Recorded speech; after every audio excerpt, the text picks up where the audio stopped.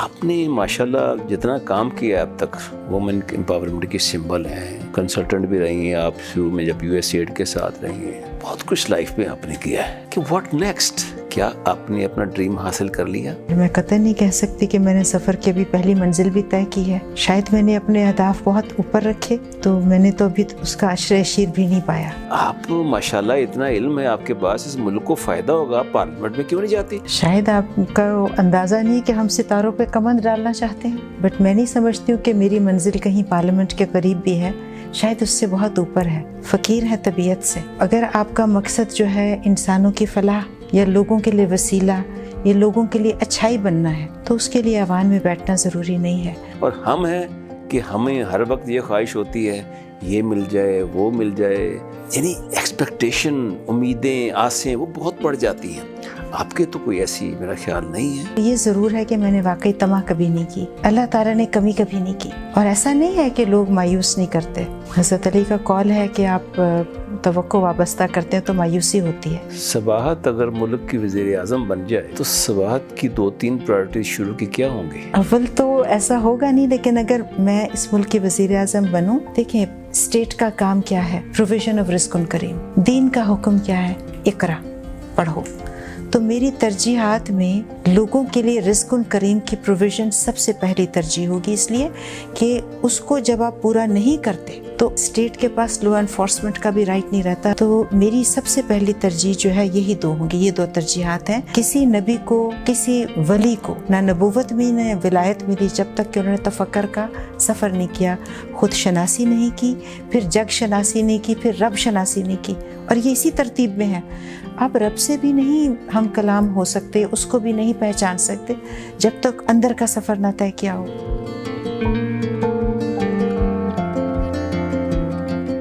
بسم اللہ الرحمن الرحیم۔ ناظرین، پروگرام دی سیلیبریٹی کے ساتھ آپ کا ہوسٹ عبدالباسط خان حاضر ہے۔ آج میرے ساتھ ایک بہت خوبصورت مہمان ہیں، میرے ڈریم گیسٹ ہیں، اور جب میں ان کے سوشل میڈیا میں دیکھتا ہوں ان کے پروگراموں کو تو میں سوچتا ہوں بعض اوقات کہ میں کیسے ان سے بات کروں۔ مشکل گیسٹ ہیں اور ماشاءاللہ ہر چیز پہ کمائنڈ ہے ان کی، خواہ اکانومی ہے، خواہ مذہب ہے، کلچر ہے، ہر چیز پہ ماشاءاللہ ان کی مکمل کمائنڈ ہے۔ میں ان کا ایڈمائرر بھی ہوں۔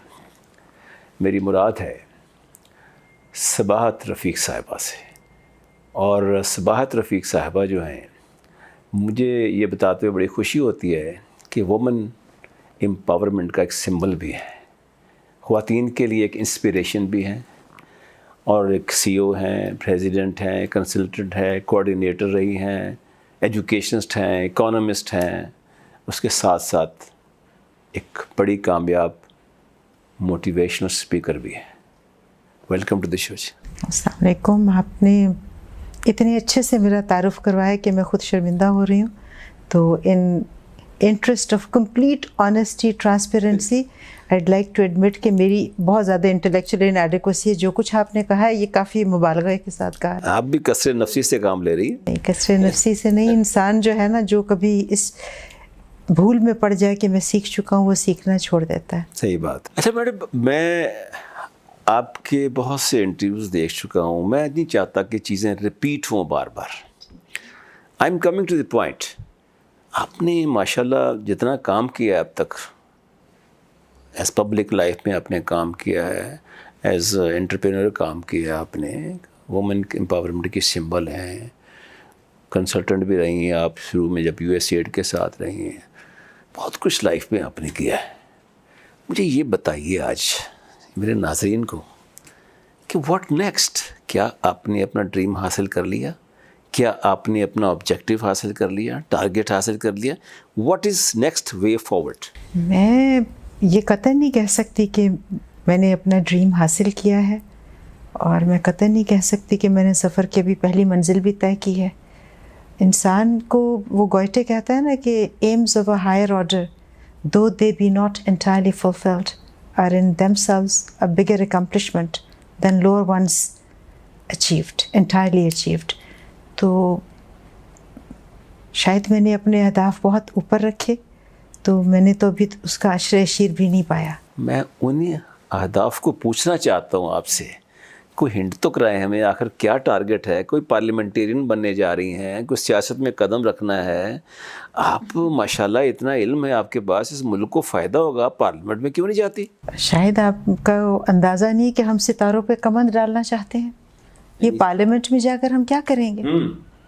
پارلیمنٹ جو کر رہی ہے، good luck to them, but میں نہیں سمجھتی ہوں کہ میری منزل کہیں پارلیمنٹ کے قریب بھی ہے، شاید اس سے بہت اوپر ہے. لیکن لوگ آپ کو اپنی منزل سمجھتے ہیں، کہتی ہیں اتنی پڑھی لکھی ہیں ماشاءاللہ، ہمارے یہاں وہاں بہت کمی ہے.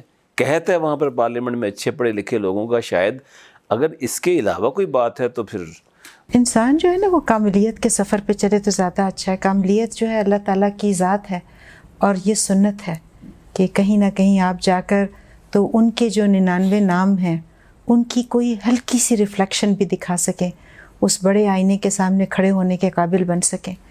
تو وہ شاید دنیاوی منصب میں پڑھ کر ممکن نہ رہے، فقیر ہے طبیعت سے. تو جو فقر کا راستہ ہے وہ اقتدار کے ایوانوں سے جاتا نہیں ہے بدقسمتی سے. تو اگر آپ کا مقصد جو ہے انسانوں کی فلاح یا لوگوں کے لیے وسیلہ یا لوگوں کے لیے اچھائی بننا ہے، تو اس کے لیے ضروری نہیں ہے کہ آپ ایوان میں بیٹھیں یا اقتدار میں بیٹھیں. ممکن ہے عام لوگوں کے ساتھ رہ کے ان کے لیے روزی کا وسیلہ بن جانا. جو ہم انٹرپرینورشپ کرتے ہیں یا جو علم پھیلاتے ہیں، اگر آپ علم کو، اثاثے کو ڈیموکریٹائز کرنے کے سفر پہ ہیں تو اس کے لیے ایوان میں بیٹھنا ضروری نہیں ہے. اور اس میں بیٹھنے کی کوئی بری بات نہیں ہے. جو لوگ وہاں بیٹھے ہیں وہ یقیناً اس ملک کی بہت خدمت کر رہے ہیں، مگر بدقسمتی سے جو ہمارے ہاں ابھی نظام رائج ہے اس میں وہاں بیٹھنے کے لیے شاید آپ کو اپنے اصولوں کو تھوڑا بہت جو ہے کمپرومائز کرنا پڑے، اور میں شاید اصولی کمپرومائز کے لیے تیار نہیں ہوں. تو جہاں ہوں یہاں اس مسئلے پہ بہت آسانی ہے. یہ تو آپ نے بہت اچھی بات کی، اور میں سمجھتا ہوں کہ سوچ انسان کی مثبت ہونی چاہیے، اور مثبت سوچ کا مقصد یہی ہوتا ہے، جیسے ہم کہتے ہیں نا کہ پانی کا لفظ جو آپ کے پیاس نہیں بجھا سکتا، اسی طرح بارش کا لفظ آپ کو بھگو نہیں سکتا. آپ زندگی میں ٹریول کرتی ہیں، جاتے ہیں، بڑھتے ہیں آگے، اور جب تک آپ چیزوں کے ساتھ لاؤ زیادہ لگائیں گے یا بہت زیادہ ان سے اٹیچ کریں گے یا اپنے اوپر حاوی کریں گے تو چیزیں آپ سے دور ہو جاتی ہیں اور آپ اپنی منزل سے بھٹک جاتے ہیں. یعنی آپ کو ڈس اون کرنا پڑتا ہے اس زندگی میں آنے کے لیے. اور ہم ہیں کہ ہمیں ہر وقت یہ خواہش ہوتی ہے یہ مل جائے، وہ مل جائے، یعنی ایکسپیکٹیشن، امیدیں، آسیں وہ بہت بڑھ جاتی ہیں. آپ کے تو کوئی ایسی میرا خیال نہیں ہے. آپ نے بڑی خوبصورت بات کی ہے. میں یہ نہیں کہہ سکتی ہوں کہ مجھ میں ابھی تک روح کے ارتقاء کا سفر اتنی آگے تک ہے، مگر یہ ضرور ہے کہ میں نے واقعی طمع کبھی نہیں کی، اور اللہ تعالیٰ نے کمی کبھی نہیں کی. سچ بات تو یہ ہے، اور شکر ہے کہ اس نے کبھی مجھے اس امتحان میں نہیں ڈالا کہ میں اپنے آپ کو پرکھ سکوں. تو بس ابھی تک تو توکل اور قناعت اور سنسیریٹی کہ انسان کے روح میں ایک خلوص ہو. اور ایسا نہیں ہے کہ لوگ مایوس نہیں کرتے. حضرت علی کا قول ہے کہ آپ توقع وابستہ کرتے ہیں تو مایوسی ہوتی ہے.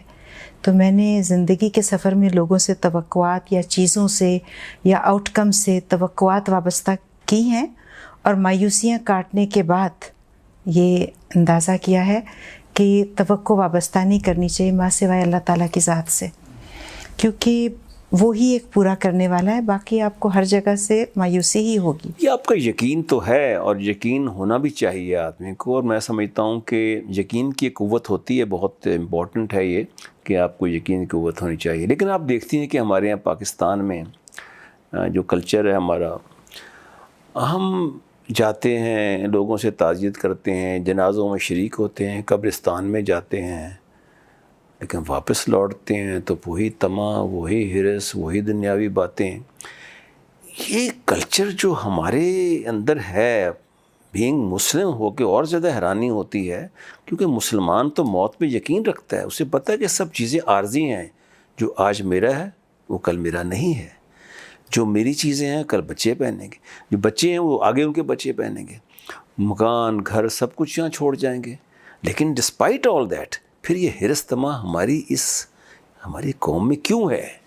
دیکھیں قبرستان سے واپس آ کر زندگی میں چلتے رہنا یہ شاید کوئی بری بات نہیں ہے، کیونکہ دین کا حکم بھی یہ ہے کہ کیونکہ آپ نے ڈیتھ کو ایکسیپٹ کیا ہوا ہے تو ڈیتھ کو اپنے پہ طاری کر کے ایک مسلسل سوگ کی حالت میں رہنا یا زندگی کو پورا نہ جینا وہ بھی کفران نعمت ہے۔ دیکھیے آپ اپنے بچے کے لیے کوئی بڑی خوبصورت چیز لائیں، بیگم کے لیے خوبصورت چیز لائیں اور وہ بس ایسے کر کے سائڈ پہ رکھتے اور اس کو اتنی خوش دلی سے نہ انجوائے کرے نہ پہنے تو آپ کو یقیناً اچھا نہیں لگے گا۔ اللہ سبحانہ تعالیٰ نے اتنی خوبصورت زندگی دی ہے، اب اگر انسان اس میں رہ کر خود کو لطف سے محروم رکھے گا تو یہ بھی کفران نعمت ہے، تو اس کا بہت بڑا شکر ہے کہ اس کو آپ انجوائے کر کے رہیں۔ تو موت کا ہونا، زندگی کا فانی ہونا آپ کی زندگی میں نائلزم یا قنوطیت کی طرف نہیں لے کے جانا چاہیے۔ ویسٹرن فلسفی میں یہ ایک پرابلم ہے کہ وہ بہت جلدی نائلزم کی طرف چلے جاتے ہیں کہ ہر چیز کا کوئی مقصد نہیں کیونکہ آگے موت ہے۔ تو زندگی سے لطف اندوز ہونے میں کوئی خرابی نہیں ہے، ہاں یہ نہیں ہونا چاہیے کہ آپ اس کے لطف کے اندر اتنے کھو جائیں، اپنی شکم سیری میں اتنے کھو جائیں کہ باقی لوگوں تک اس خوشی کو پھیلانے کے عمل کو روک دیں، یا رشتوں کو بھول جائیں، یا دین میں اس طرح پڑ جائیں کہ اپنے اوپر اتنی زیادہ سادگی اپنا لیں کہ دوسرا شخص دین پہ آنے سے رکے کہ یار میں ایسے نہیں رہ سکتا۔ تو آپ کی وضاقتہ آپ کی زندگی ایسے نہیں ہونی چاہیے کہ وہ لوگ دین سے دور جائیں۔ اگر آپ کی زندگی یا آپ کو دیکھ کر لوگ اللہ کے قریب ہوتے ہیں تو اس سے بڑا صوفی عمل کوئی نہیں ہے۔ اور یہی ایک دیکھیں نا، حضرت عثمان غنی تھے، اچھا رہتے تھے، ان کی تو ہر طرح کی چیزیں موجود ہیں، تو اپنی مادہ چیزوں کو استعمال کرنے میں، ان میں خوش ہو کر شکر کرنے میں کوئی برائی نہیں ہے، گویا کہ چلتے رہنا ہی زندگی ہے۔ ہاں، لیکن اس سے اتنا اٹیچ ہو جانا کہ جوڑ کے رکھنا، خرچ نہ کرنا، لوگوں کو ان کے حق سے محروم کر دینا، یہ غلط بات ہے۔ سباہت اگر ملک کی وزیر اعظم بن جائے تو سباہت کی 2-3 پرائرٹیز شروع کی کیا ہوں گے؟ اول تو ایسا ہوگا نہیں، لیکن اگر میں اس ملک کی وزیر اعظم بنوں تو میری سب سے پہلی ترجیح جو ہے، دیکھیں اسٹیٹ کا کام کیا ہے، پروویژن آف رزق کریم، دین کا حکم کیا ہے، اقرا پڑھو، تو میری ترجیحات میں لوگوں کے لیے رزق کریم کی پروویژن سب سے پہلی ترجیح ہوگی، اس لیے کہ اس کو جب آپ پورا نہیں کرتے تو آپ کے پاس، اسٹیٹ کے پاس لا انفورسمنٹ کا بھی رائٹ نہیں رہتا۔ حضرت عمر نے ہاتھ کاٹنے کی سزا موقوف کر دی، یہ سوچ کر کہ اس ہاتھ نے روٹی کی چوری کی اور میں نے اس تک نہیں پہنچایا۔ تو میری سب سے پہلی ترجیح جو ہے یہی 2 ہوں گی، یہ 2 ترجیحات ہیں، کیونکہ اس ملک میں اتنا پوٹینشل ہے اور اس کی تمام مسائل کی روح جو ہے وہ تعلیم کا نہ ہونا ہے، اور اس کا حل تعلیم کے ہونے میں کہیں مثمر ہے۔ اور جو پروویژن آف رزق کریم، اس میں امپلیسٹ ڈائمینشن ہے ایڈیکوسی کی، یہ نہیں ہے کہ بس علم برائے روزگار یا علم برائے، نہیں، علم روزگار کا ذریعہ نہیں ہے۔ علم کو جو ہمارا سب سے بڑا المیہ ہے کہ ہم نے علم کو روزگار سے جوڑ دیا ہے۔ ہم پڑھتے ہیں کہ نوکری کر سکیں، مقابلے کا امتحان پڑھ سکیں، ڈاکٹر بن جائیں، انجینئر بن جائیں، تو یہ اچھے انسان نہیں بنتے۔ ہاں، عرفان کا راستہ ہے۔ اقرا کا مطلب یہ نہیں تھا روزگار، تو دیکھیے آپ کے پاس حکم ہے فہد سے لحد تک، لحد میں آپ نے نوکری نہیں کرنی ہے، تو تعلیم جو ہے اس کو روزگار سے جوڑ دینا، معاش سے جوڑ دینا، یہ گناہ ہے، میرے نظر میں گناہ ہے۔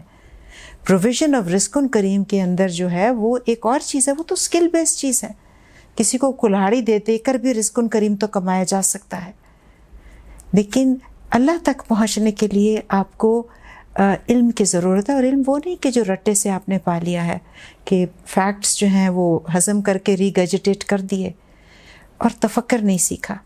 کسی نبی کو، کسی ولی کو نہ نبوت میں نہ ولایت ملی جب تک کہ انہوں نے تفکر کا سفر نہیں کیا، خود شناسی نہیں کی، پھر جگ شناسی نہیں کی، پھر رب شناسی نہیں کی، اور یہ اسی ترتیب میں ہے۔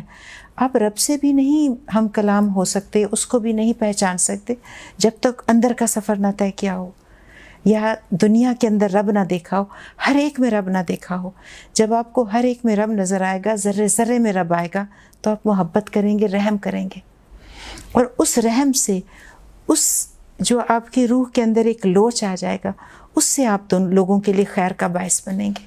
ہمارے جو لوگ ہیں، جو بچے ہیں، لڑکے ہیں، جوان ہیں، وہ روزگار حاصل کرتے ہیں، سی ایس ایس کرتے ہیں، ڈاکٹر بن جاتے ہیں، اور لیکن اس کے بعد جب وہ عملی زندگی میں قدم رکھتے ہیں تو غریب بچے ہوتے ہیں، لیکن جب وہ سرکاری افسر بنتے ہیں تو سب کچھ بھول جاتے ہیں آگے. اور یہ کلچر جو ہے میں سمجھتا ہوں کہ ایک بہت بڑا ایک مسئلہ ہے ہمارے ملک کا.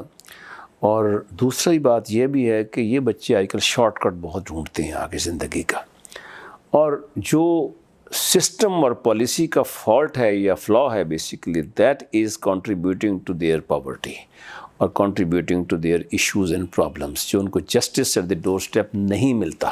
آج کا بچہ جو ہے اس پہ بہت پریشر ہے، سوشل میڈیا کا پریشر ہے، روزگار کا پریشر ہے.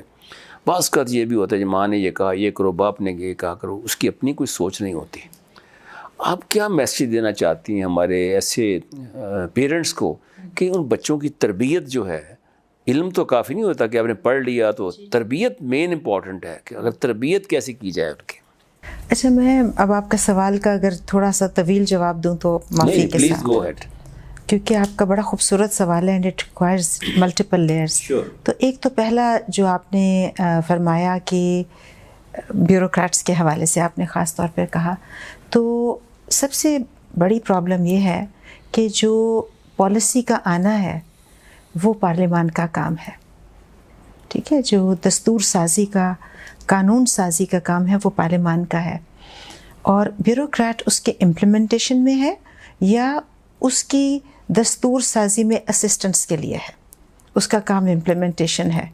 تو پارلیمان کیونکہ اپنا کام نہیں کر رہی، اور اس کی شاید وجہ یہ ہے کہ ہم نے 80 کی دہائی میں جو پارلیمانی ادارے جو دوبارہ بنائے وہ میونسپل ایشوز پہ بنا دیے. 3 لیئرز ہیں. آپ کی پارلیمنٹ ہے جو نیشنل ہے، اس میں سینٹ بھی آ جاتی ہے، اس میں پھر آپ کی پروونشل ہے، پھر آپ کے میونسپل ادارے ہیں. تینوں کے علیحدہ علیحدہ رولز ہیں. نیشنل اداروں کا کام ہے دستور سازی کرنا، ملک کی ڈائریکشن متعین کرنا مختلف شعبوں میں. پروونشل کا وہی رول ہے مگر پروونس کی سطح تک، اور میونسپل کا کام ہے لوکل کام کرنے کا. جب آپ نے نان پارٹی بیسڈ الیکشن کروائے تو لوگوں کا الیکشن کا کوئی دستور یا منشور نہیں رہا. ایک پارٹی کا دوسری پارٹی سے کوئی فرق نہیں ہے. آپ الیکشن لڑ رہے ہیں، ہم آپ کی سڑک پکی کرائیں گے، آپ کی نالی پکی کرائیں گے.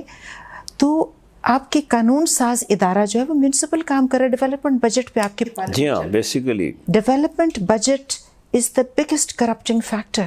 اب جو لوگ پارلیمان میں جا کر بیٹھے ہیں، بہت معافی کے ساتھ میرے اپنے دوست ہیں ان میں، اور اچھے لوگ بھی بلا شبہ ہیں، مگر بائی اینڈ لارج وہ میونسپل ایشوز پہ منتخب ہوئے ہیں. تو جیسے آپ کا کارپوریٹ میں آپ کے KPIs لکھے جاتے ہیں، آپ کا RNR یعنی کہ ریویو جو ہے وہ اس چیز پہ لکھا جاتا ہے کہ آپ نے کیا پرفارم کیا. تو اگر میں الیکٹ ہی میونسپل ایشوز پہ ہوئی ہوں تو میرا ریویو، میری عوام اسی چیز پہ لکھے گی کہ میرے بچے کو نوکری لگی کہ نہیں لگی، میری سڑک پکی ہوئی کہ نہیں ہوئی. تو اب جب قوم ہی نے اپنا ضمیر جو ہے فروخت کر دیا تو دستور ساز ادارہ اپنا کام نہیں کر رہا.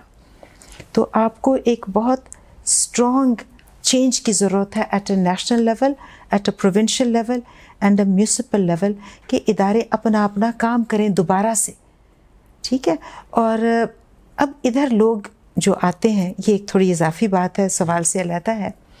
لوگ جو آتے ہیں الیکٹ ہو کے، ان کا بھی میں قصور نہیں سمجھتی ہوں. بھئی اگر میں نے 2 کروڑ سے 20 کروڑ لگا کے الیکشن لڑنا ہے تو بائی ڈیفینیشن معافی کے ساتھ اب یہ کاروبار ہے. کاروبار صحیح. تو کاروبار میں تو ریکوری ہوتی ہے. کوئی آپ کی گفتگو میں ہم بات کر رہے تھے کہ برابر کے ملکوں میں لوگ چائے والے بھی وزیر اعظم بن جاتے ہیں، احمدی نژاد بھی وزیر اعظم بن جاتے ہیں، ابراہیم لنکن بھی پریزیڈنٹ بن جاتے ہیں.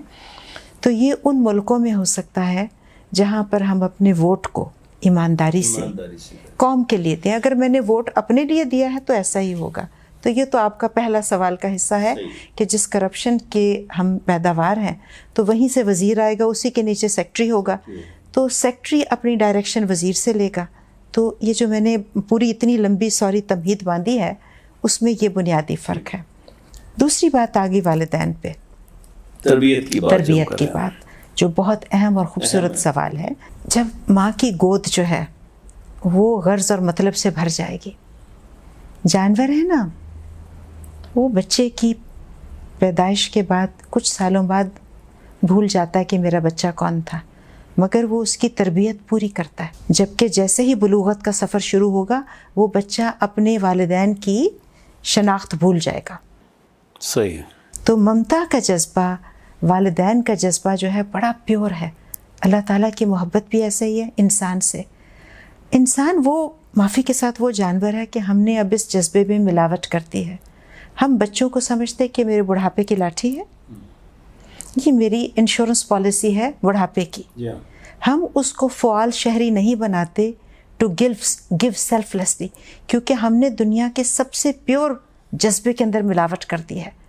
اس جذبے کو کرتے ہوئے بھی اس میں، ٹھیک ہے نا، جب ابراہیم نے بوڑھی عمر میں بچے کو مانگا تھا تو وہ یقیناً اس کی مدد نہیں کر سکتا. زکریا نے بھی بوڑھی عمر میں بچہ مانگا تھا.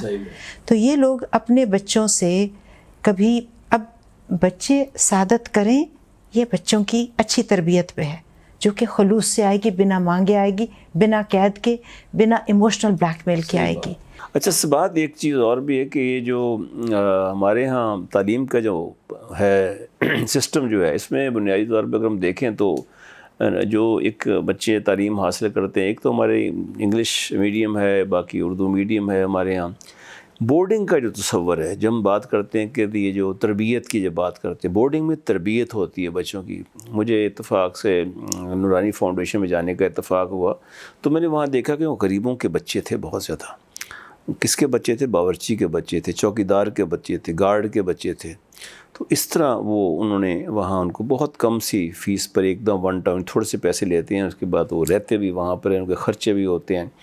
میں نے دیکھا کہ بچے کھانے کے بعد میں وہاں گیا، ایڈریس کیا کہ 300 بچے بیٹھے ہوئے سامنے، لیکن میں کسی کو مرمرنگ کوئی ایسی آپس میں بات کرتے ہیں دیکھا. بالکل پن ڈراپ سائلنس میں ہماری بات سن رہے تھے آ کے. بچے اچھی طرح انگلش میں بات کر رہے تھے، حالانکہ وہ کالج کے بچے نہیں تھے آ کے. آپ نہیں سمجھتی کہ ایسے بورڈنگ ہاؤسز زیادہ سے زیادہ ملک میں ہونے چاہیے تاکہ بچوں کی تعلیم زیادہ بہتر ہو؟ جی، تسنیم نورانی صاحب بہت ہی خوبصورت انسان ہے اور میں ان کے اسکول سے واقف ہوں، اور بلا شبہ یہ ایک بہت خوبصورت ماڈل ہے. اور اس ماڈل میں جو زیادہ بات کرنے کے ہے وہ یہ ہے کہ تعلیم جو ہے وہ مشن کے تحت ہے. تعلیم کمرشل نہیں ہے. ایبسولوٹلی. اور مشن کے لیے ضروری نہیں کہ کوئی ایک خاص دین ہو. ہم سب جو ہیں کرسچن مشنری اسکولس میں بھی گئے ہیں، لیکن جب تعلیم کے اندر پیسہ آ جاتا ہے تو جو طالب علم ہے وہ حصول علم کے اصل جو ہے نا محرکات ان سے دور چلا جاتا ہے، اور اسی لیے اس تعلیم میں سے تربیت نکل جاتی ہے. پرانے زمانے میں بھی بچے جو ہیں کسی شیخ کے پاس تعلیم کے لیے بھیجے جاتے تھے. تو بورڈنگ کا کانسیپٹ نیا نہیں ہے، یہ بہت پرانا ہے، اور ان کو اکثر یعنی بغداد بھیج دیتے تھے، جو بھی اس وقت کا. اسی طرح یورپ میں بھی ایسے ہی تھا. تو تعلیم کا اگر والدین تربیت نہ کر پائیں، ٹھیک ہے، میں یہ نہیں کہہ رہی ہوں کہ one is better than the other. اگر والدین اچھے اس طریقے سے ان کی تربیت کر سکتے ہیں تو اس کا نیم البدل کوئی نہیں ہے، کیونکہ وہاں ایک شفقت ہے. مین پرابلم جو ہے نا وہ میں سمجھتی ہوں کہ دو جگہ پہ ہے، ایک کمرشل ورسز نان کمرشل. تو آئی وڈ سے یا اسٹیٹ پرووائڈیڈ ایجوکیشن. آپ آج بھی دیکھیے تو یو ای ٹی کا بچہ، میں کیونکہ خود ہم ہائر کرتے ہیں، پرائیویٹ اسکولوں کی پرابلم ہے. پیرنٹس جو ہیں، میں نے خود دیکھا ہے بعض اوقات جارحانہ انداز میں اساتذہ کی وہ اب عزت ہی نہیں رہی.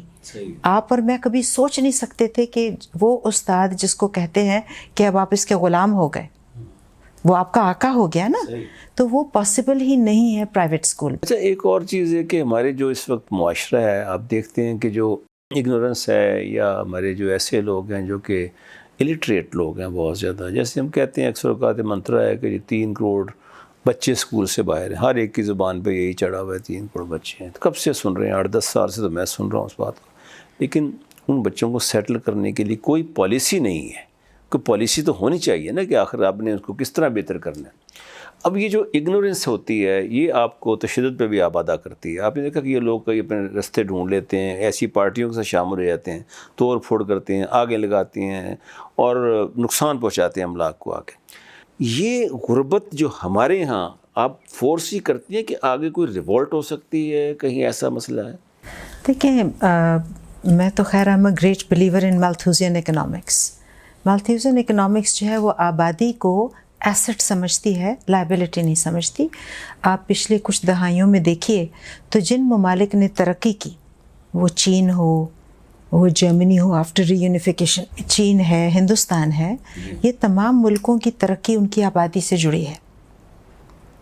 تو آبادی ایک لائبلٹی نہیں ہے, ایک ایسٹ ہے, پرووائڈڈ کہ آپ اس کو پراپرلی چینلائز کر سکیں, چینلائز بھی کریں اور ان کو جابز ملیں, کیونکہ اس سے سوشل ڈیویڈنٹ اگر وہ کوئی دنیا کی ہنر ہے ان کے پاس, ادروائز سوشل ڈیزاسٹر ہے نا. آپ نے چائنا کی بات نہیں میں آپ کو اس کا جواب دیتی ہوں. میں صرف آپ کو چائنا کا بتا دوں کہ چائنا نے 70-75 کروڑ کے قریب جو ہے نا وہ لوگوں کو اوائڈ کیا ڈیو ٹو دی پالیسی. جو P G R population growth rate کو انہوں نے اریسٹ کیا, اس فنامنے کو 70 سے لے کے آخر اب آ کے انہوں نے بڑھایا آ کے. تو ڈیویڈنڈ تب ہے نا کہ اگر وہ ایجوکیٹڈ ہیں, اگر ان کے پاس کوئی ہنر ہے, ادروائز تو سوشل ڈیزاسٹر ہی ہوگا نا ہماری طرح. ٹھیک ہے, میں آپ کی بات سمجھتی ہوں اور اس سے کچھ حد تک متفق ہوں, مگر کہیں پر ہم تھوڑے سے ڈائیورجنٹ ہے. ڈائیورجنٹ اس بات میں ہے کہ یہ کانسیپٹ کہ تعلیم پا کر میں نے نوکری کرنی ہے, یہ ایک کالونائزر کا لیگیسی ہے. ہندوستان میں جب ہم یونائٹڈ تھے, ہندوستان اور پاکستان ایک ہی خطہ تھا, اس میں ہسٹوریکلی کبھی یہ توقع نہیں تھی. ایکچولی تعلیم تو جو ہے وہ امیر لوگ پاتے تھے اپنے شعور کے راستے کے لیے کہ ہم آئین بنائیں گے, یہ کریں گے, وہ کریں گے. تو تعلیم بذات خود امیر آدمی کی لگژری تھی, رائلز کے بچے پڑھتے تھے. تو تعلیم کو نوکری سے جوڑ دینا یہ ایک ذہنی غلامی ہے کہ میں تعلیم پاؤں گا پھر نوکری ملے گی مجھے. اور یہ سب سے بڑی آئی وڈ سے کہ ڈس آنیسٹی اللہ تعالیٰ کی ذات کے ساتھ. That's a philosophical, but coming back to the practical side, کہ یہ ہماری تعلیم میں مائنڈ سیٹ کیوں نہیں ہے کہ I have to be a job creator not a job seeker. یہ ایک بہت بڑا فلا ہے ہمارے تعلیمی نظام میں. اور اگر اسی تعلیمی نظام میں میں بچوں کو پڑھاتی رہوں گی تو میرے پاس ایک فیلڈ پرومس آف ایجوکیشن ہے جس کو میں آج فیس کر رہی ہوں. کیونکہ لوگ ڈگریز لے کر بیٹھے جن کا کوئی معنی نہیں ہے, جن کا نہ تو شعور ارتقا پا سکا ہے, نہ ہی وہ امپلائیبل ورک فورس بنا سکا ہے. تو سب سے پہلے تو اس چیز کو سمجھنا ضروری ہے کہ یہ مائنڈ سیٹ ہی غلط ہے. کیونکہ دنیا کا کوئی ملک ہر شہری کو جاب نہیں دے سکتا. یہ جابس شہری نے خود کریٹ کرنے, اپنے آپ کو خود پروڈکٹیو بنانا ہے. لوگ ہمارے مائنڈ سیٹ میں ہم نوکری کو معیوب سمجھتے تھے, ہمارے خاندان میں کہتے نہیں نوکری ووکری نہیں کرنی, کیا لگی بندی تنخواہ ہے. تو کبھی مائنڈ سیٹ ہی نہیں تھا, یہی خیال تھا کہ ہم نے لوگوں کے لیے روزی کا ذریعہ بننا ہے. تو یہ اس بات پہ میری تھوڑی آپ سے وہ ہے. اس میں اب آپ آ جائیے اس بات پر, اب ریوولٹ کی بات کر ریوولٹ کی بات پہ میں تیسری پہ ریوولٹ پہ آنا چاہ رہی ہوں کہ ریوولٹ کیوں نہیں آتا ہے. ریوولٹ اس لیے نہیں آتا ہے, پہلے ہندوستان کی بات کر لیتے پھر پاکستان کی بات کر لیتے, اور دونوں میں فرق کیا ہے اور ہمارے ہاں کیوں ریوولٹ آ سکتا ہے اور وہاں کیوں نہیں آئے گا. تو وہاں پر ایک بہت دیکھیں دین میں بنیادی طور پر فرق موجود ہے. جو ہندو دین ہے اس میں ایک بہت انہوں نے کہ آپ کا جو ہے پنرجنم ہے, نیا جنم ہے.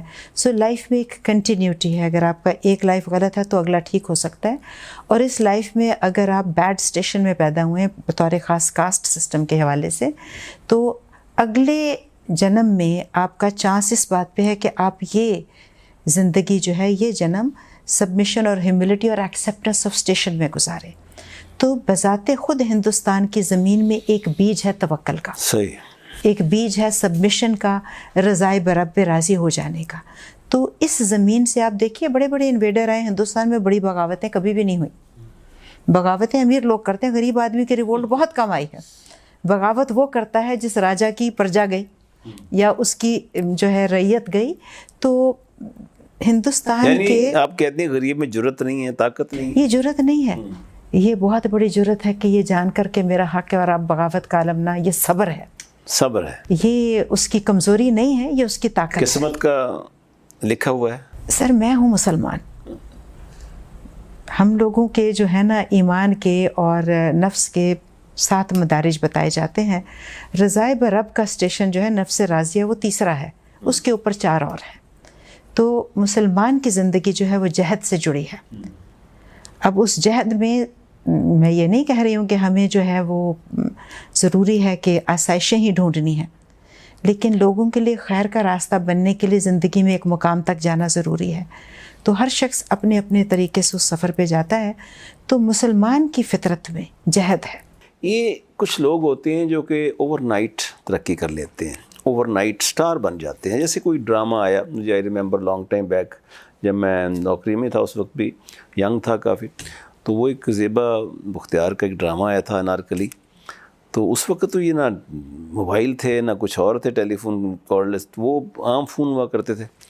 तो नेक्स्ट मॉर्निंग एवरीबॉडी वो आस्किंग वो खूबसूरत लड़की कौन थी, क्या हसीन खातून। उस वक्त ये पूछ रहे थे आगे, हम डिस्कस करते थे आगे, और वो वाकई ओवरनाइट चली गई, फिर वो इंडिया भी गई आके। इसी तरह हमारे यहाँ आजकल के ड्रामे होते हैं, कोई एक ड्रामा मकबूल हुआ है, ओवरनाइट वो स्टार बन गई। कोई अफसर जो है अचानक प्राइम मिनिस्टर साहब के साथ प्रिंसिपल सेक्रेटरी लग गया, और हर वक्त प्राइम मिनिस्टर साहब के साथ वो जो मर्ज़ी प्राइम मिनिस्टर साहब ने आगे रखे वही होगा। मैं कहूँगा यार मेरी फ़ाइल, वो कहता अच्छा रखता हूँ। इस कल्चर को क्या कहेंगी आप? क्या वो उनकी जो डिमांड है या जो उनका जॉब है उसकी डिमांड ये है, या उनके अंदर कोई फ़र्क है? मैं तो ये समझता हूँ कि फेसबुक पे फ्रेंड थे, कल वो बड़ी इंपॉर्टेंट पोस्ट पे लग गए और फेसबुक से उड़ गए, वो नज़र नहीं आते कहीं आके आपको। How come they change themselves? Is it a positive change you call कि नेगेटिव चेंज है उनके? ब्रिटिश रॉयल्टी का एक शुरू से असूल था कि बादशाह जो है बिना गार्ड्स के आवाम के अंदर मिंगल हो। ठीक है। हमारे हज़रत उमर और तमाम खुलफा जो हैं वो आम आदमी के साथ ही जुड़े हुए थे। जो लोग सिक्योरिटी के अगर मुझे सिक्योरिटी का ख़तरा है एज अ वज़ीर आज़म, तो मुझे वज़ीर आज़म नहीं होना चाहिए। मुझे उन लोगों का से ख़तरा नहीं होना चाहिए जिनकी खिदमत के लिए मुझे चुना गया है या जिनसे मुझे मोहब्बत होनी चाहिए। मैं किसी का मसला कैसे समझ सकती हूँ अगर मैं उसको जानती नहीं हूँ? अगर आप गुनाहों के ज़ुमरे में जाएं तो शैतान को नाफरमानी या सवाल पूछने पे सज़ा नहीं दी थी। अल्लाह ताला ने उसको इख्तियार दिया, ना सिर्फ उसने बल्कि फ़रिश्तों ने सवाल पूछा कि क्यों सजदा करें, और अल्लाह ताला जवाब देते रहे यहाँ तक कि उसके लॉजिक ख़त्म हो गई, मंतक ख़त्म हो गई। तो उसने ये कहा कि मैं इसलिए नहीं करता हूँ क्योंकि मैं इससे बेहतर हूँ। तो हम ये मानते हैं कि एरोगेंस जो है वो तकब्बर वो गुनाह है जिससे बाकी सब गुनाह पैदा होते हैं, क्योंकि तकब्बर से शैतान पैदा हुआ। ठीक है। तो तकब्बर जो है वो तो किसी सूरत में नाजायज़ है, ना होना चाहिए। तो अगर तो वो तकब्बर की बुनियाद पर है तो गलत है, अगर जायज़ मसरूफियत की वजह से है तो उसके लिए हमें भी ज़ाहिर है वो तो कुछ इसमें माशरे की भी ना वासिद साहब एक थोड़ी गलती है। हमारे यहाँ एक चीज़ ये भी ज़रूर है कि हम भी शख्सियत परस्ती करते हैं और मादा परस्ती करते हैं। एक ज़माने में अगर कोई रातों रात अमीर होता तो हम शायद उससे मिलने से कतराते कि इसने जायज़ कमाया कि नाजायज़ के अंदर नौदौलतिया है। उसके साथ मिलने में थोड़ी झिझक होती थी कि ये ना हो, और उसकी सताइश नहीं की जाती थी, उसको महफिलों में शरीक नहीं किया जाता था। माशरा जो था बज़ाते खुद एहतसाब करता था, और लोग अगर गलत कमाते थे तो छुपाते थे, बड़ी लंबी लंबी डिस्कशन करते थे, ये मुझे ऐसे मिला, ये हुआ, क्योंकि ये बुरा समझा जाता था अगर किसी सरकारी अफसर या किसी सियासतदान के पास या किसी कारोबारी के पास यकदम दौलत आ जाए। अब माशरे ने भी वो अपना रोल छोड़ दिया, एहतसाब छोड़ दिया, पूछना छोड़ दिया, ये देख कर के आ गया है, बस उसके पीछे चल पड़ते हैं। तो शायद अगर आप बुज़ुर्गों की इस्तगना के रास्ते पर चलें तो उसको फ़ोन ही ना करें जो नया नया पाया है। जिसने नया नया पाया है और वो रब का बंदा है तो वो खुद आपकी तरफ आएगा। बिल्कुल सही। जिनको दौलत और इक़्तिदार मिलता है ना, इंसुलर दुनिया में रहने लग पड़ते हैं। अंजुमन सताइश बाहमी है, और वो बहुत जल्द अपने आप को, हम पहले बात करें तो लकड़हारों से जोड़ लेते हैं जो लकड़ियाँ काटने आए हैं। अच्छा लीडर, अच्छा ब्यूरोक्रेट, अच्छा अफसर, अच्छा इंसान वो है जो लकड़हारे और माली में फ़र्क रखे कि माशरे को लकड़हारे की भी मुमकिन ज़रूरत हो आग पे हाथ तापने के लिए, मगर उस लकड़ी को रिप्लेस करके माली की भी ज़रूरत है जो नई नस्ल के लिए या अगली नस्ल के लिए वो छोड़ जाए। एक बड़े अहम टॉपिक की तरफ आ रहा हूँ। हमारी मुल्क की आबादी का 60-70% जिसे कहते हैं वो देहातों में बसते हैं। देहात की औरत और आपके अंदर एक ज़मीन आसमान का फ़र्क है ना? मैं नहीं समझती हूँ, वो मेरे से ज़्यादा मजबूत है। देहात की औरत बहुत मजबूत है। आपका स्टेटस, आपका बुदोबाश, आपकी तालीम, आपकी एजुकेशन, जो ख्यालात आप जिस तरह के रखती हैं वो ख्यालात उनके सोच में नहीं आते। वो सोच नहीं सकती उस बात को जिसको आप सोचती हैं। बहुत डिफरेंस है, जिसे कहते हैं ना पोल्स अपार्ट। अब वो औरत जो है बेचारी देहात में बैठी है, मेरा ये सवाल ये होता है अक्सर औक़ात मैं पूछता हूँ मैं आके कि क्या वो इंसान नहीं है? क्या उनको सेहत की ज़रूरत नहीं है? क्या उनको एजुकेशन की ज़रूरत नहीं है? सैनिटेशन की ज़रूरत नहीं है? टॉयलेट्स की ज़रूरत नहीं है? इनको पास अच्छे जिसे कहते हैं एक एंटरटेनमेंट की ज़रूरत नहीं है? ये माइग्रेशन क्यों होती है? इसी वजह से होती है ना कि जब वो आते हैं शहर में, अर्बनाइजेशन जो बढ़ रही है इस वजह से होती है ना। आप ये नहीं समझते कि हमने उनके लिए क्या किया है। अगर हम कहते हैं कि ज़चगी में औरतें मरती हैं, नौज़ायदा बच्चे मरते हैं, गांव देहात में क्या पता ये शुगर क्या है, ब्लड प्रेशर क्या है, कौन सी बीमारी है। वो तो कहते हैं रात चंगे भले सोई सवेरे फौत हो गए। ये है फ़र्क हमारे यहाँ। हमारे यहाँ जितना आदमी का स्टेटस अच्छा होता है, पैसा अच्छा होता है, वो अपने चेकअप्स पे बहुत ध्यान करता है, मेडिकल्स करता है, ये करता है, डॉक्टरों से मिलता है। वो कहते हैं हाँ यार मैं सारा थॉरो चेकअप करा लिया, मैंने खुदा ना खास्ता कैंसर नहीं होने लगे ज़िंदगी से, मैंने देख ली। ये चीज़ें जो हैं अब हम एक बहुत बड़ी खलीज है इसके अंदर आके। आप नहीं समझती कि सरासर एक ज़्यादती है ऐसे कौम के साथ जहाँ के हमारे लिए गंदम खेत आबाद करते हैं, फसलें पैदा करते हैं, सब्जियां पैदा करते हैं, और हम उनको क्या देते हैं? गुर्बत, बेरोज़गारी, तंगदस्ती, जुल्म। पकाती भी हैं, खिलाती भी हैं और मार भी खाती हैं शौहर से। देखें, अब बहुत से ज़्यादा इसमें जो है ना पहलू हैं। एक बात तो ये कि जो आप एक्सेस टू हेल्थ केयर और इन सब चीज़ों की बात कर रहे हैं, ये तो बिल्कुल अपनी जगह दुरुस्त है, मगर मैं समझती हूँ कि देहात की औरत आज भी अपनी गोद से मुखलिस है।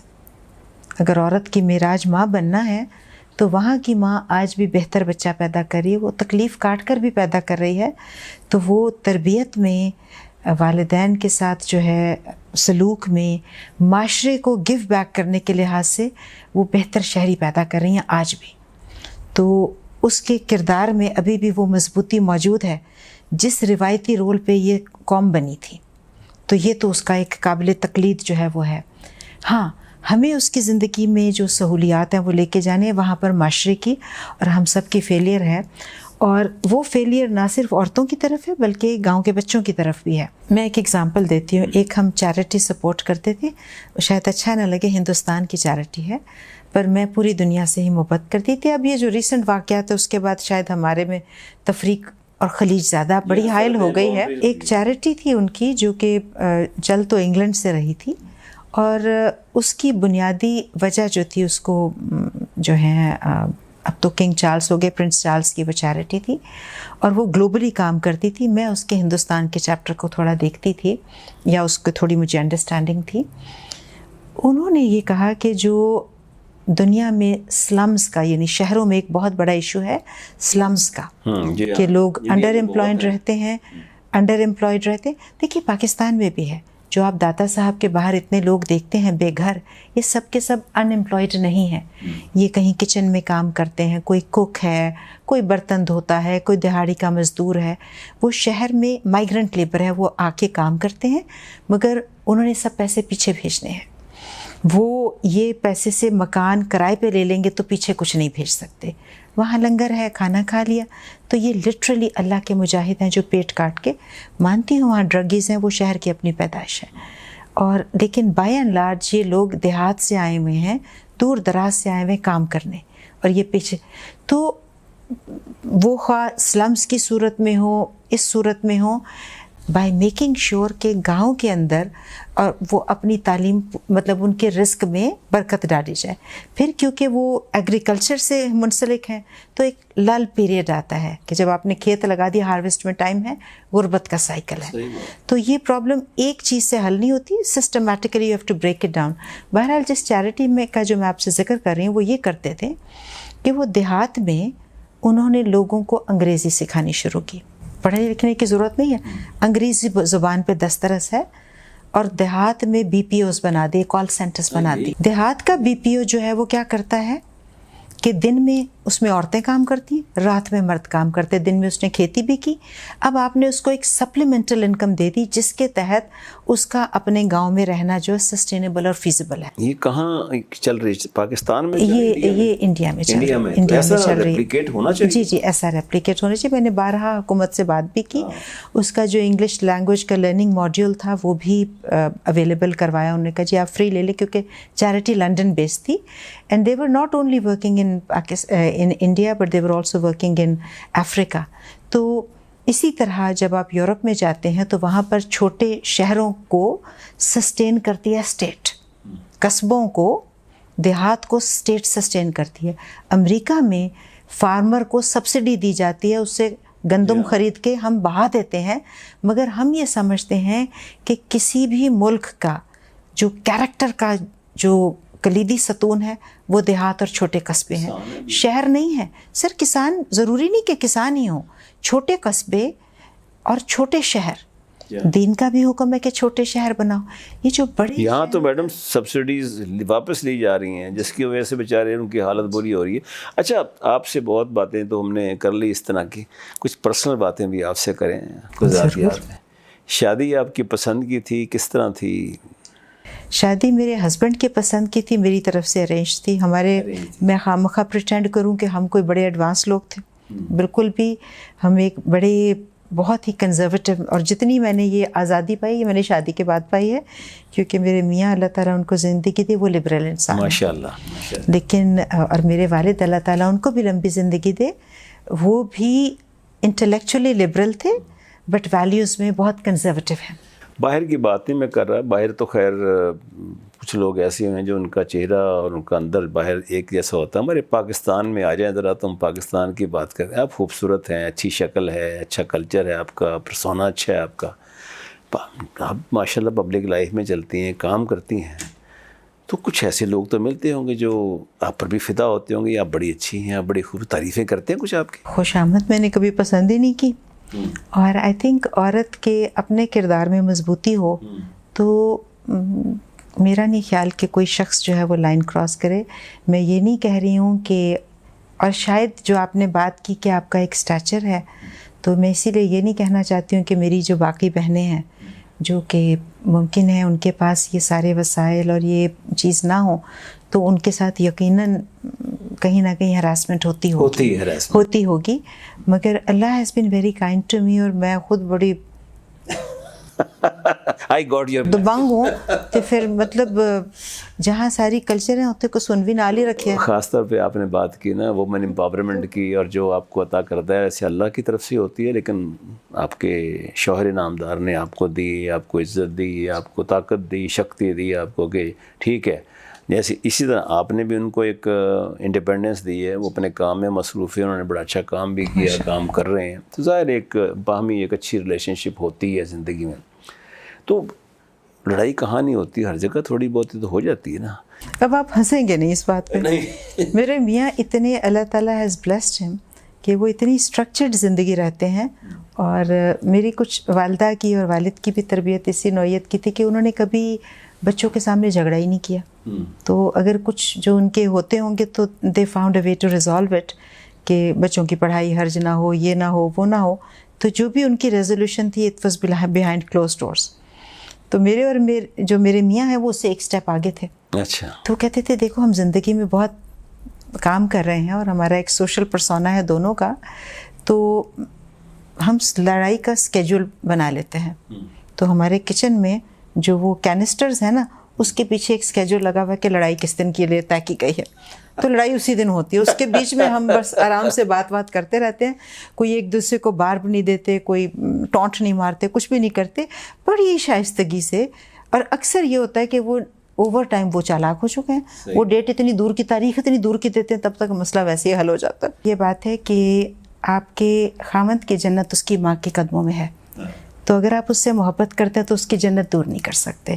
تو اگر خامند ماں پرست ہے تو اس میں آپ کی خوشی چھپی ہے, اس کو زیادہ چھیڑنا نہیں چاہیے, یہ اللہ کے بنائے ہوئے اصول ہے. آپ کے میاں تو گورنمنٹ جاب کے نہیں ہیں, وہ تو ماشاءاللہ پرائیویٹ سیکٹر سے ہیں اور بہت ماشاءاللہ ترقی بھی کی ہے.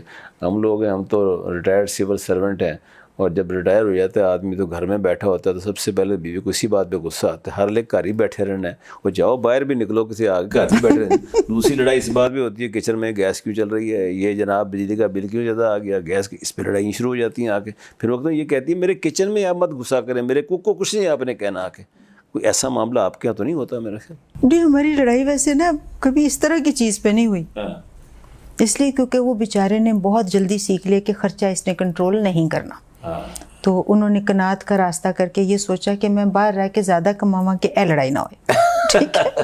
اور میں سمجھتا ہوں جب بیوی کو خرچہ اچھا ملتا ہو, آمدنی شوہر اچھی دے, تو بیوی خوش رہتی ہے, آگے اپنی پسند کی چیزیں لیتی ہے. دیکھیے زندگی میں ہر انسان کو جو ہے نا مادی چیزوں سے زیادہ ایک دوسرے کے ساتھ کی ضرورت ہوتی ہے. آئی تھنک آپ کی سول جو ہے اس میں کنیکٹیوٹی ہونی چاہیے. میں پہلے آپ کو فنی بات بتاؤں کہ ہماری لڑائی کس چیز پہ ہوتی ہے.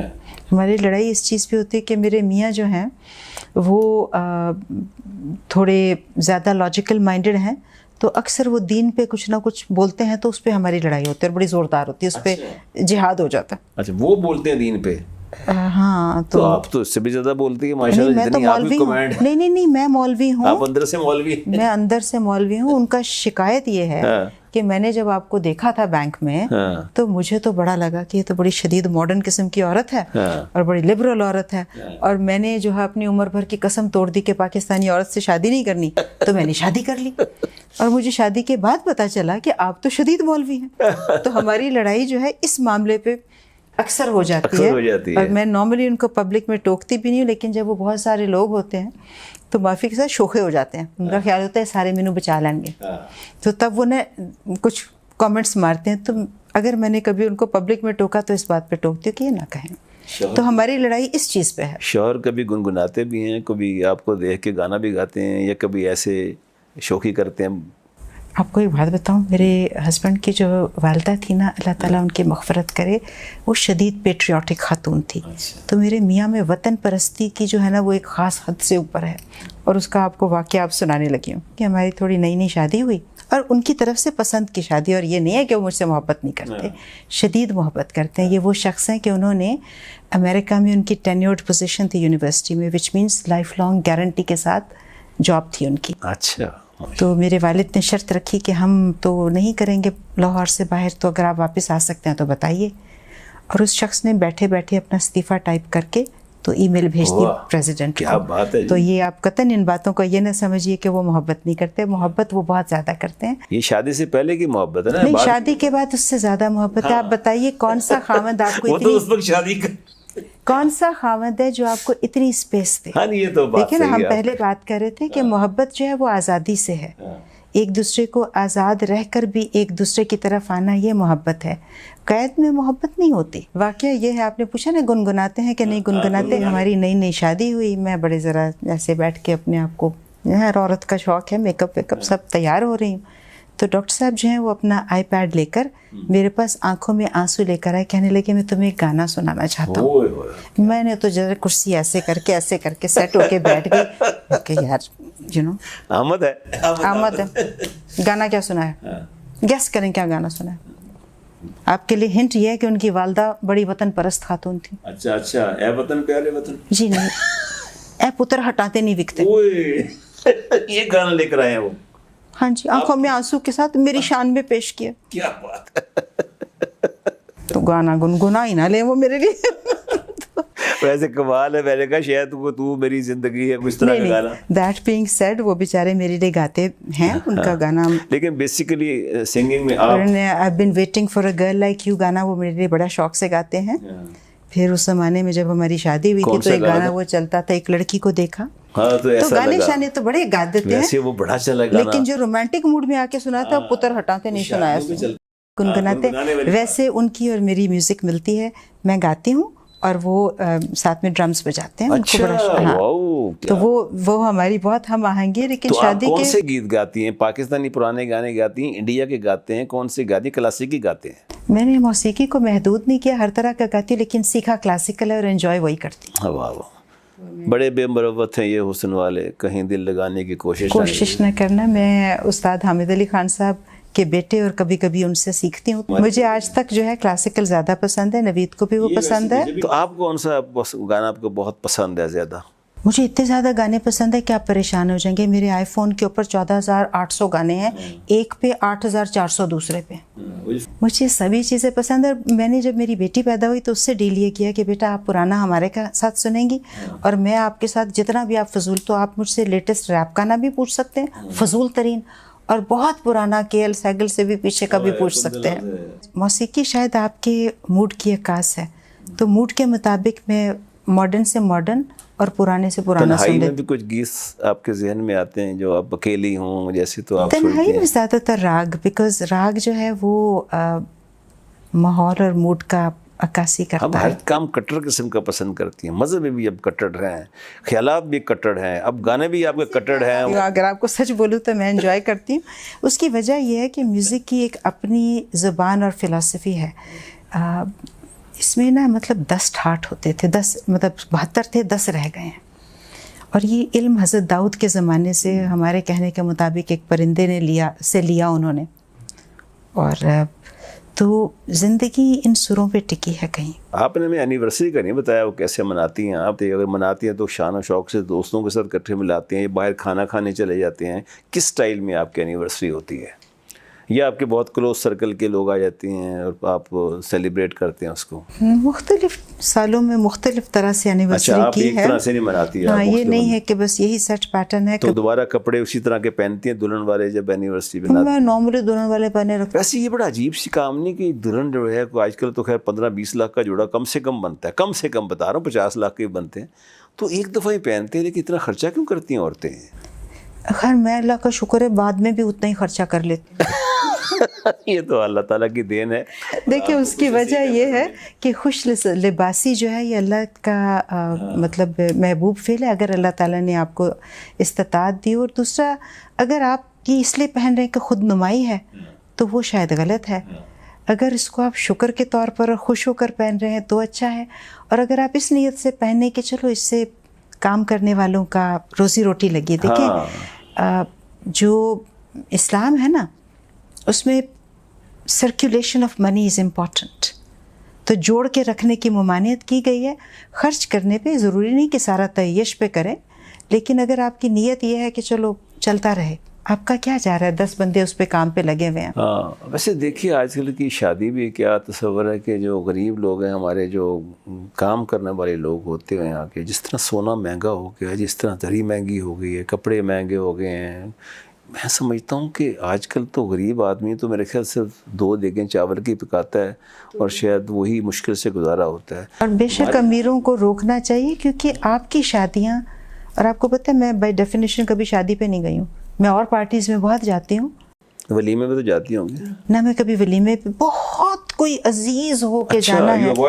آئی اوائڈ شادیز. اور اس کی وجہ یہ ہے کہ ایک تو یہ ہے کہ یہ شادیاں اب غریبوں کے لیے حسرت بن چکی ہیں, اور یہ بڑی غلط ہے. دوسرا ان شادیوں میں اب وہ خوبصورتی نہیں ہے. مجھے گاؤں کی وہ شادی بڑی اچھی لگتی تھی کہ اس میں بوڑھی امائیں جو ہیں اٹھ کر ایک دم وہ اپنی کوئی ککلی ڈالتی تھیں, جیسے بھی وہ گاتی تھیں, اور نوجوانوں میں بڑوں میں سب میں ایک ادب لحاظ تھا. اسٹیج نہیں لگاتے تھے, پیچھے بڑی حد بیک ڈراپ لگتی تھی, اسٹیج نہیں لگتے تھے. بڑے منع کرتے تھے, کہتے پتر تسی اتنے سلامی واسطے بیٹھے ہو تو ہو سکتا سارے بڈھے اسٹیج تے چڑھ ہی نہ سکن. میرے دادا نہیں لگانے دیتے تھے. تو وہ شادیاں پارٹیسپیٹیو تھیں جس میں ایک اسپونٹینٹی تھی, ایک خوشی تھی. لیکن ایک جو چیز مسنگ ہے نا, وہ ایک اسپونٹینیس خوشی ہے. اس میں آپ کی آیا جس نے آپ کو دودھ پلایا, یا جس نے یعنی ہر شخص شریک ہوتا تھا, اس میں یہ تفریق نہیں ہوتی تھی. اب شادیاں اسٹیجڈ ہیں, ہمارے دور میں وہ جی کلر اسکیم چل رہی ہے. دولہا پہنچتا تھا نا, دلہن کے گھر پہنچتا تھا تو وہ اتنے دیر وہ جیسے نہیں رسیوں میں بندے وہ دھماکے ہوتے تھے ایک دم سے, وہ بم سے ہوتے تھے, پھٹتے تھے, ٹھیک ہے نا. آج کل بڑی بڑی خوبصورت لائٹیں اوپر چل رہی ہوتی ہیں. سر وہ دھماکے بعد میں خواتین نے خود گھروں میں کرنے ہوتے ہیں, تو اب وہ شادی پہ کرنے کی ضرورت نہیں ہے, تو وہ تو پھر انہوں نے کرنا ہی ہے. لیکن سچ بات, اگر coming back to the serious thing, مجھے یہ شادی جو ہے اتنی اسٹیجڈ اور کوریوگرافڈ لگتی ہے. بوڑھے کہاں ہیں وہ جن کے چہروں پہ جھریاں ہوتی تھی, وہ آپ کو پیار دینے آتے تھے, آپ پیچھے کرتے تھے کہ میرے بال سیٹ ہوئے خراب نہ کریں. مجھے وہ مائیوں کا جیسے کچو کے پیار کرنا, بوڑھوں کا ڈانٹ دینا, سر کا جے اتوں کیوں لنگ رہی ہیں, وہ جو ایک خوبصورتی اور بے ساختہ پن تھا شادی میں, جو ایک خلوص تھا, وہ کبھی کبھی فلاں ناراض ہو گیا اس کو منانے چلے گی. ایک سچی بات ہے, ایک وہ نا. لیکن فی زمانہ 21ویں صدی میں آ گئے, یہاں ہمیں یہ ہوتا ہے کہ ہم عورت کو وہ حقوق دیں, اس کو زبان دیں, کیونکہ ہمارے ماضی کی جو عورت تھی نا, ہمارے اماں دادے کی, وہ عورتیں جو تھیں نا وہ دل سے سوچتی تھی. آج کی عورت جو ہے وہ دماغ سے سوچتی ہے, اور میرا خیال یہی ایک قوت ہے, یقین کی قوت ہے, اور یہی ایک خوبصورتی ہے شادی کی. ویسے صاحب میں پتہ کیا سمجھتی ہوں کہ خرد اور دل کی لڑائی تو کوئی نئی ہے نہیں, تو میں اپنے آپ کو جو ہے وہ عشق کے راستے کا مسافر سمجھتی ہوں. عشق ضروری وہ دنیاوی سٹائل کا عشق نہیں ہے. عشق وہ ہے کہ جو ہر چیز سے, ہر شخص سے, اور رشتوں کے اندر خلوص کے اندر سے چلنے کے لیے, جی کام سے بھی. جو یہ آپ عورت کا دیکھیں, پازیٹیو نیگیٹو دونوں طرف سے ہوتے ہیں. حضرت ابراہیم ہاجرہ کو چھوڑ گئے تھے لقودق صحرا کے اندر, بلکہ گرینٹ راکس کے اندر, اور ان کی گود سے وہ بیٹا پیدا ہوا کہ جو باپ کے خواب کے اوپر کٹنے کو تیار تھا. تو اور اس عورت کے قدموں میں چلے بغیر آپ کا حج نہیں ہوتا. اس میں 2-3 معنی ہیں. ایک تو یہ ہے کہ دعا کریں تو صحیح بھی کریں, کہ ایفرٹ بھی کریں, لیکن ایک سلیو وومن کے قدموں کو اتنا ایگزالٹ کرنا کہ آپ کی معافی جو ہے اس کا آخری امر جو ہے وہ اس عورت کے قدموں میں چلنا ہے, یہ بہت بڑی بات ہے. اور یہ وہی عورت کر سکتی ہے جو تابع داری کی انتہا کرتے, وفا کی انتہا کرتے. بالکل صحیح. تو عورتوں نے ماڈرن ہونے میں, دیکھیں دین میں ممانعت کسی چیز کی نہیں ہے. مریم صرف عابدہ تھیں, خدیجہ کاروبار کرتی تھیں, اپنے ہسبینڈ کی امپلائر تھیں, اپنا رشتہ خود پیش کیا انہوں نے, امپاورڈ تھیں. فاطمہ صرف ایک ہاؤس وائف تھیں اور عورتوں کی سردار ہیں. جی ہاں. عائشہ جو ہیں وہ پڑھاتی تھیں, انہوں نے جنگ بھی کی. تو دین میں عورتوں کے رول کو جہاں بھی لے کے ہر طرح کی عورت کو ایگزالٹ کیا گیا ہے. ان عورتوں کی آسیہ ملکہ تھیں, ان کی دعا قرآن پاک میں ہے, مریم کی دعا ہے. دین میں لمٹ نہیں کیا گیا, لیکن جو عورت کا بہترین روپ ہے وہ باہر کیف ایک اچھی ماں کا, اور ایک اچھی بیوی کا, اور ایک اچھی بیٹی کا ہے. اگر ان رول سے بغاوت کر کے مجھے کوئی سینس آف فریڈم ملتی ہے نا, تو مجھے ایسی فریڈم نہیں چاہیے. اگلا جنم ملے آپ کا, اسی سٹیٹس میں رہیں گی؟ ایکچولی میں سچ سمجھتی ہوں کہ میری زندگی کی ہر خوشی, ہر کامیابی, ہر چیز میرے خاوند کی وجہ سے ہے. والدین نے میری تربیت اچھی کی, مجھے یہاں تک کھڑا کیا کہ مجھے ایسا اچھا انسان ملا. میں آج بھی دعا کرتی ہوں کہ میری بیٹی کو میرے خاوند جیسا خاوند مل جائے. ماشاءاللہ, اللہ کرے, آمین. وہ ہی از ماشاءاللہ ماشاءاللہ ماشاءاللہ, کہ اگر میں ان کا عشر عشیر بھی نہیں ہوں تو جو کچھ بھی ہے وہ. اور سچ بات ہے, اگر معاشرے میں عورت سمجھ لے اس چادر کی ویلیو کہ وہ دور بھی بیٹھا ہے اور وہ چادر میرے سر پہ ہے, تو یہ تحفظ بھی ہے. اللہ کا بہت شکر ہے. اچھا یہ بتائیں, آخری پروگرام کا میں آپ سے پیغام لینا چاہتا ہوں. ہماری جو بچیاں ہیں, لڑکیاں ہیں, خواتین ہیں, عورتیں ہیں, آپ کی ایک جسے کہتے ہیں کہ اللہ تعالیٰ کی ایک رحمت ہے, برکت ہے کہ آپ کو ایک اچھا شوہر ملا ہوا ہے. ماشاءاللہ کہتے ہیں مجھے شوہر نے سب کچھ دیا ہے زندگی میں, انڈیپینڈنس دی ہے, آزادی دی ہے, قوت دی ہے, طاقت دی ہے, اور ہی از مائی راک, ہی از مائی راک. یس. تو یہ ہے. تو لیکن آپ کیا پیغام دیں گی, کیونکہ ہر لڑکی کے نصیب میں ضروری نہیں ہے کہ اتنا اچھا شوہر ہی ملے, ہر ایک کی زندگی ڈیفرنٹ ہے. آگے کیا میسیج دیں گی فار اسٹرگل ان لائف آج کل کی لڑکی کو, کہ کس چیز کو اسے پسند کرنا چاہیے, how to, this will be the last message جو آپ کی طرف سے آئے گا اس پروگرام کا. اگر آپ اس میں کوئی بتانا چاہتی ہیں تو ضرور دیں، تاکہ میں سمجھتا ہوں کہ سکسیس سٹوری آپ کی ماشاءاللہ، آپ نے جس طرح زندگی میں ترقی کی ہے، کامیابی، تو یہ ایک اللہ کی بلیسنگ تو ہے، لیکن آپ کا ایک اپنا بھی ایک سٹرگل اس کے اندر شامل ہے۔ اگر آپ نہ چاہتی تو آج اس رتبے پہ نہ ہوتی جہاں ہوتی آگے، تو کیا میسیج دینا پسند کریں گی آپ؟ دیکھیں، میری تو کوئی حیثیت اور اوقات ہے نہیں کہ میں میسیج دوں، نہ میں سمجھتی ہوں کہ میں اس قابل ہوں کہ لوگوں کو کوئی کہہ سکوں۔ اپنے تجربے کی روشنی میں 2-3 چیزیں کہہ سکتی ہوں۔ ایک چیز یہ کہہ سکتی ہوں کہ آپ اپنے روح کے سفر کو ضرور طے کریں، اپنے اندر کا سفر طے کریں، تاکہ آپ کا باطن خوبصورت ہو سکے۔ ہم لوگ اکثر جو ہیں باہر کی چکا چوند میں اتنے چلے جاتے ہیں، اور لا حاصل تو کوئی چیز نہیں ہوتی، لیکن مادیت کے پیچھے اتنا بھاگتے ہیں، تو مرد اتنا آسان نہیں ہوتا۔ تو جب بھی عورت اور مرد کی کوئی شادی کامیاب ہوتی ہے تو اس کے اندر دونوں طرف سے کچھ نہ کچھ ضرور اجزاء ہوتے ہیں، سوسائٹی کا بہت ہاتھ ہوتا ہے، اور تو کمپرومائز کا راستہ نہ چھوڑیں۔ اگر انہوں نے مجھے اتنی آزادی دی ہے تو میں نے بھی کمپرومائز کا راستہ نہ چھوڑیں؟ نہ چھوڑیں، اچھا، کمپرومائز کریں۔ بے شک ہن آ گئی ہیں تو انہوں نے تو مر کے جانا ہے۔ نہیں، دیکھیں، گیو اینڈ ٹیک ہوتا ہے۔ اگر آپ کچھ دیں گے نہیں اور صرف مانگتے رہیں گے، بھی میں شہری خواتین کی بات کر رہی ہوں، اگر آپ یہ کہیں گے کہ یہ شخص میری ملک ہے، اس کو سپیس نہیں دیں گے اور اپنے لیے سپیس مانگیں گی، تو پھر آپ کو سڑک پہ نکل کر نعرے ہی مارنے پڑیں گے۔ تو اگر میں اپنی ایگزامپل سے کہہ سکتی ہوں، اپنے بہن بھائیوں کی شادیوں کو دیکھ کے، اپنی والدہ کی زندگی کو دیکھ کر یہ کہہ سکتی ہوں، اپنی دادی کی، یہی ہے نا ہمارے سکھانے والے۔ تو اگر آپ مرد کو سپیس دیں گے تو وہ آپ کو سپیس دے گا۔ اگر آپ کہیں گے کہ مجھے تو ساری آزادی چاہیے مگر آپ پر سب پابندیاں ہیں، دیکھیں مرد کو ہم لوگ آج کی خواتین، یہ مرد صدیوں سے جنگ ہوتی ہے تو مرد جنگ آئی اتنا جہاد کرنے جاتا ہے، وہ جاتا ہے، کفالت کا بوجھ اٹھایا ہوا اس نے۔ باہر آپ کبھی مڈل ایسٹ میں جا کر دیکھیے، کنٹینرز میں کیسے رہتا ہے اور سب کچھ گھر بھیجتا ہے۔ یہ میں نے پہلے داتا صاحب پہ جو لوگ بیٹھے ہیں کماتے ہیں، گھر بھیج دیتے ہیں۔ I have met certain people جو باہر ہمارے علاقوں سے گئے یہاں پر ہیں، بھی اور آج وہ آپ بھی کماتے رہے ہیں۔ مرد کتنی تکلیف سے کماتا ہے، اتنا آسان نہیں ہے۔ تو جب وہ گھر آتا ہے تو اس کی بھی کچھ ایکسپیکٹیشن ہے کہ اس چیز کی اپریسیشن بھی ہو اور اس کے لیے بھی وقت دیا جائے۔ یہ صرف عورت ہی کا تو نہیں ہے نا کہ اب تھکا آ رہا ہے تو اب میری انٹرٹینمنٹ کرے، اس کو بھی سکون کی ضرورت ہے۔ میں بہت معافی کے ساتھ، I am sure women will not like my saying so, پر سچ بات یہ ہے کہ یہ گیو اینڈ ٹیک ہے۔ کمپرومائز کا شاید لفظ غلط ہو جائے، مگر گیو اینڈ ٹیک ہے۔ دوسرا، اگر آپ کے بچے ہو چکے ہیں تو اب you brought a person into this world, اب آپ کی اپنی زندگی کو ایک بیک سیٹ لینی پڑے گی۔ تو معاشرے کی جو تشکیل ہے اس میں قربانی کے بغیر اگر یہی دیکھا جائے کہ جی میرے پاس یہ ہے، یہ ہے، یہ ہے، تو اس میں یقیناً کہیں بہت سی چیزیں ہوں گی جہاں میں نے اپنی بیٹی کی پیدائش پہ 10-12 سال کام نہیں کیا۔ اس لیے نہیں کیا کیونکہ میرے لیے ماں بننا اہم تھا، میرے لیے اپنی بیٹی کی تربیت اہم تھی، خاص طور پہ باہر کے معاشرے میں جہاں دین کی اساس نہ رکھتی تو وہ خدا نخواستہ۔ تو میں یہ کہہ رہی ہوں کہ قربانی جو ہے نا، قربانی جیت جاتی ہے۔